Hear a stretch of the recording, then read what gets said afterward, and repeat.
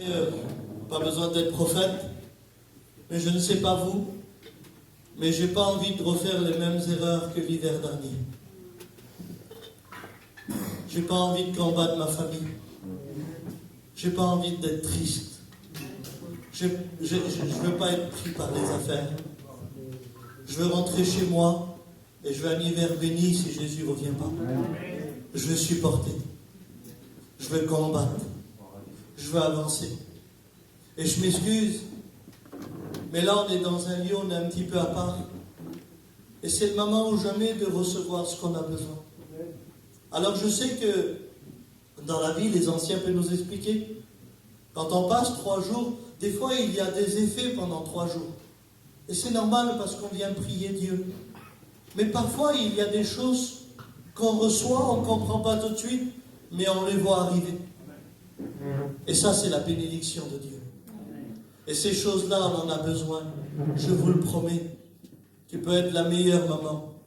Si tu n'es pas béni, ça va être difficile. Tu peux être le meilleur papa. Si tu n'es pas béni, ça va être difficile. Tu peux être le meilleur oncle, la meilleure mamie. Si tu n'es pas béni, ça va être difficile.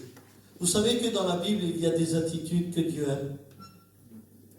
Par exemple, prenez Caïn directement, il s'est donné un travail pénible.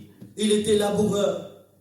Et lui, dans sa vie, il a fait un choix, c'était se rendre la vie pénible et attirer le regard de Dieu.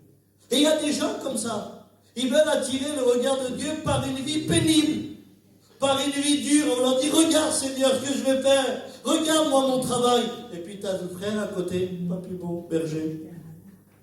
Tout seul. Il a choisi d'être berger et d'aimer. La Bible dit que l'Éternel eut un regard favorable sur l'offrande à Abel. Le Seigneur, il se tue l'autre. Pas besoin de se tuer en Dieu. Les choses les plus simples, ça lui plaît. Amen. Les choses les plus sincères, ça lui plaît. Rappelez-vous le fils prodigue lorsqu'il est revenu. Quand il est revenu à la maison était en fête. C'est pour de vrai. Le père, quand il l'a vu, il n'a pas hésité, il a aimé son fils. Il a dit, tuez le veau gras, ramenez la plus belle robe, ramenez l'alliance, ramenez les chaussures.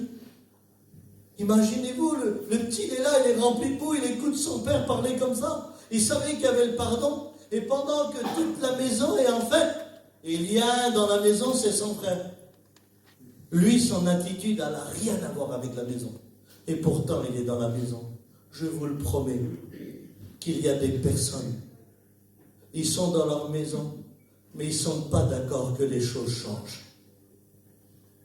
J'espère pour nous qu'on ne fait pas partie de ce frère-là ce soir. Pourquoi tu dis ça, Abraham? Ça pourrait exister des gens qui ne voudraient pas que les choses changent chez eux. Parce qu'ils se sont habitués à leur propre vie. Et en disant, s'il y aurait quelque chose ici, ça serait que pour moi. Non. Soyons assez humbles. Que Dieu puisse bénir nos enfants, nos frères, nos sœurs. Que Dieu fasse le miracle pour nous. Et ce soir, il y a des attitudes que Dieu aime. D'ailleurs, la Bible dit que Dieu regarde les cœurs. Et la Bible dit que c'est de l'abondance du cœur que la bouche parle. Dieu, il aime bien les langages de Dieu. Les regards de Dieu. Les compassions de Dieu. Et puis, je ne sais pas vous, mais j'aimerais, en 2 mots, vous expliquer que l'évangile, moi, elle m'a appris à m'asseoir. Elle m'a appris à parler. Elle m'a appris à respecter. Pourtant, je n'ai pas